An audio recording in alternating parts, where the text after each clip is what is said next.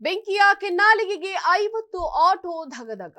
ಬೆಂಗಳೂರಿನ ನಾಯಂಡಹಳ್ಳಿ ಸಮೀಪದ ಗಂಗೊಂಡನಹಳ್ಳಿ ಬಳಿ ತಡರಾತ್ರಿ ಪ್ಲಾಸ್ಟಿಕ್ ಗೋದಾಮು ಶೆಡ್ನಲ್ಲಿ ಬೆಂಕಿ ಕಾಣಿಸಿಕೊಂಡಿದೆ. ಈ ಒಂದು ಅವಘಡದಲ್ಲಿ 30 ರಿಂದ 40 ವಾಹನಗಳು ಬೆಂಕಿಗೆ ಆಹುತಿಯಾಗಿವೆ. ಶಾರ್ಟ್ ಸರ್ಕ್ಯೂಟ್ನಿಂದ ಬೆಂಕಿ ಕಾಣಿಸಿಕೊಂಡಿರುವ ಶಂಕೆ ಇದೀಗ ವ್ಯಕ್ತವಾಗಿದ್ದು, ಸ್ಥಳಕ್ಕೆ ಅಗ್ನಿಶಾಮಕ ದಳದ ಸಿಬ್ಬಂದಿ ಆಗಮಿಸಿ ಬೆಂಕಿಯನ್ನ ನಂದಿಸಿದ್ದಾರೆ.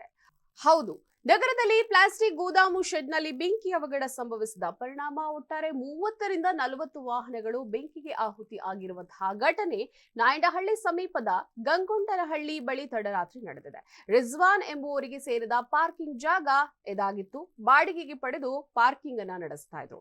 ಘಟನೆ ಬಳಿಕ ಗೋಡೌನ್ ಬಳಿ ಬಂದು ಕಣ್ಣೀರನ್ನ ಹಾಕಿದ್ದಾರೆ. ಪ್ರತಿದಿನ ವಾಹನಕ್ಕೆ 30 ರೂಪಾಯಿ ಚಾರ್ಜ್ ಅನ್ನ ಕೂಡ ಮಾಡ್ತಾ ಇದ್ರು. ಪಾರ್ಕಿಂಗ್ ಸ್ಥಳದ ಪಕ್ಕದಲ್ಲಿ ಪ್ಲಾಸ್ಟಿಕ್ ಗೋಡೌನ್ ಕೂಡ ಇತ್ತು ಅಂತ ಹೇಳಲಾಗ್ತಾ ಇದೆ. ಇನ್ನು ಆಟೋ ಓಡಿಸುವುದು, ಬಟ್ಟೆ ಸೇರಿದಂತೆ ಹಲವು ವ್ಯಾಪಾರವನ್ನ ಇವರು ಮಾಡ್ತಾ ಇದ್ರು. ರಾತ್ರಿ ತಂದು ವಾಹನ ಪಾರ್ಕ್ ಮಾಡಿ ಹೋಗ್ತಾ ಇದ್ರು. ಸದ್ಯ ಆಟೋದ ಜೊತೆಗೆ ವಸ್ತುಗಳು ಸುಟ್ಟು ಕರಕಲಾಗಿದ್ದು, ಇದನ್ನೇ ನಂಬಿಕೊಂಡು ಜೀವನ ಮಾಡ್ತಾ ಇದ್ದವರು ಅಂತ ಹೇಳಲಾಗ್ತಾ ಇದೆ.